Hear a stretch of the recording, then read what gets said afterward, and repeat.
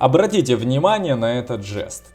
Собеседник делает вид, будто стремится воткнуть указательный палец вам в живот или, обращаясь к вам, направляет указательный палец в вашу сторону. С вами словарь жестов. Как читать мысли без слов? Бахвал.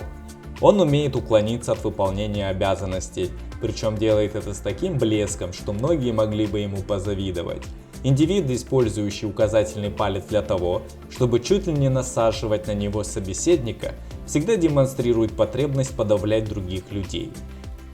Как правило, указательный палец угрожающе наставляют на окружающих в первую очередь бахвалы, которые разыгрывают важных персон, чтобы придать себе больше вес.